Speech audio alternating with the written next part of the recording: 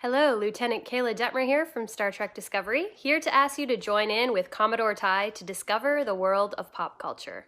The adventure has begun.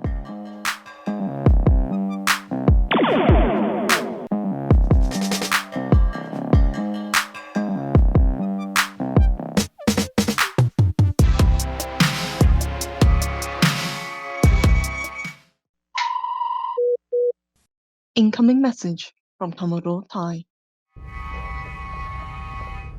Hello, it's your Commodore, Ty Coles here, with another episode of The Bad Batch. So let's continue on. This will be Season 1, Episode 2, Cut and Run. So, the Bad Batch with Omega are on the run. Coming up on Saleucami.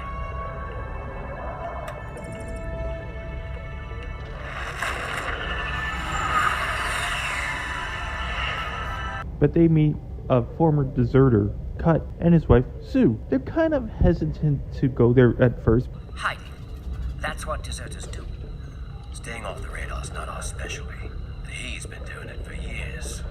And you trust a deserter? Why not? We're all deserters now. So they meet Cut and his wife and their 2 kids.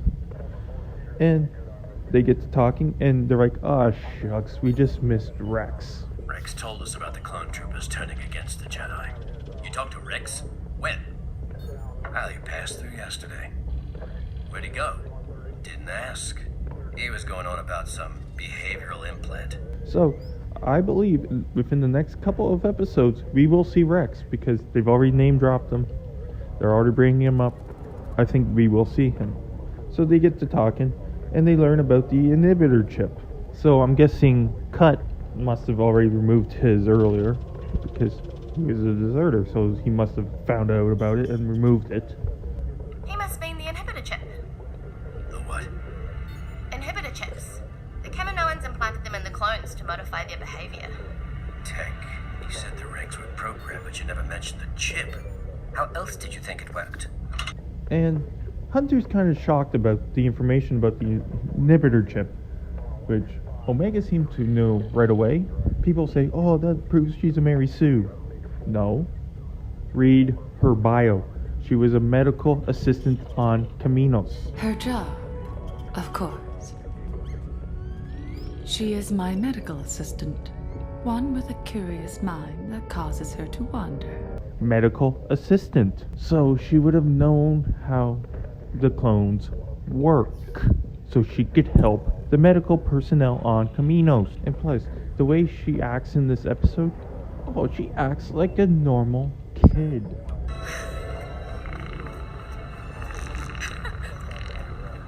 Hunter and Cut go off to town and they see that it's quite restrictive now that the Empire is taken over.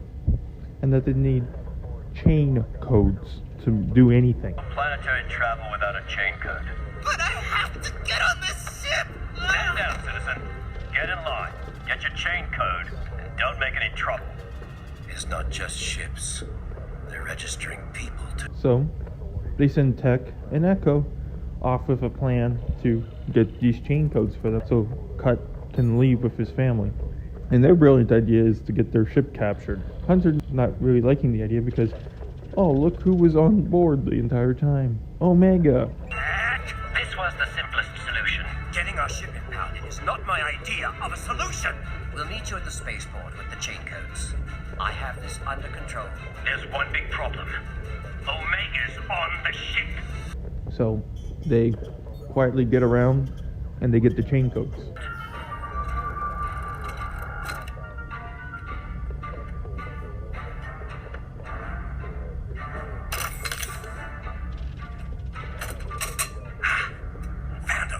But I love the scene because it gets to show off Tech and Echo a bit more, but draw unnecessary attention.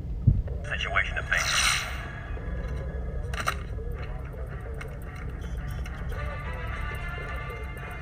That is not ideal. So Omega steals the codes and gives it to him. This is when Hunter's like, she has to go with them. Ready?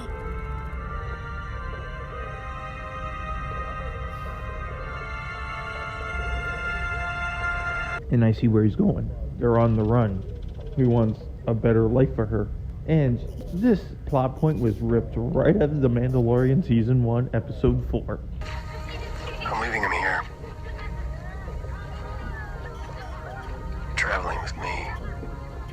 That's no life for a kid. I did my job, he's safe. Better chance at a life. She decides to go run after them in the most boneheaded move I think I've ever seen.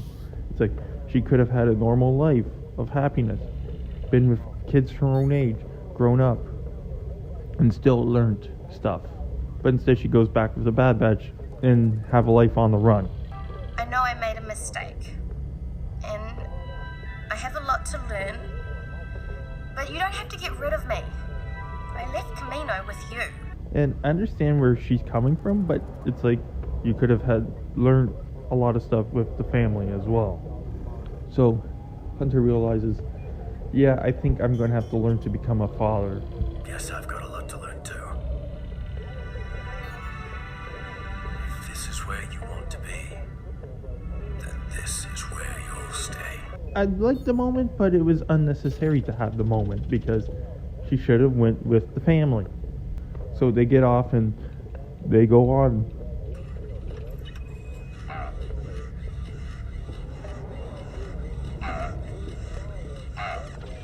Who knows where?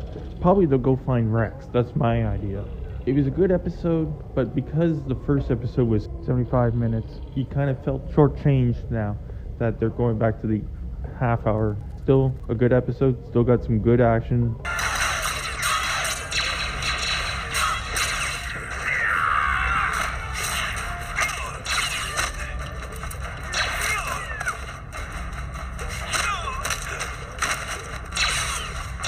Gotta love Wrecker. Single tripwire. That's cute. Oh! Easy, Wrecker. Was that me? And you get to see them build their characters even more. So, and also in the episode they did mention Omega being a defective clone, and Cut pointed out they don't make that mistake because all the other ones were enhanced. Not exactly. What do you mean? The Kaminoans don't create without a purpose. You all have one, so what's hers? So that adds credence to my theory that I think the Caminos were experimenting with Jedi DNA. So she has some Force sensibility, which will explain why she was able to sense Crosshair's turn, as well as first time ever picking up a blaster, able to aiming it perfectly. It makes the most logical sense. Or, who knows? But that's how I feel, and that's how I'm going to think about it is until they give me an actual answer. So for your Commodore, may the Force be with you. Over and out.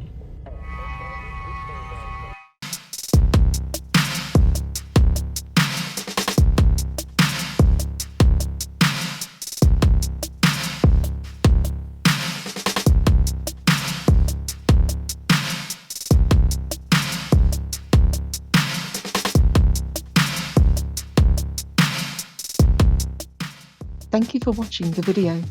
Hit that like button, subscribe to the channel, watch one of my many other videos, and if you like what you see, you can support the channel by donating to my PayPal.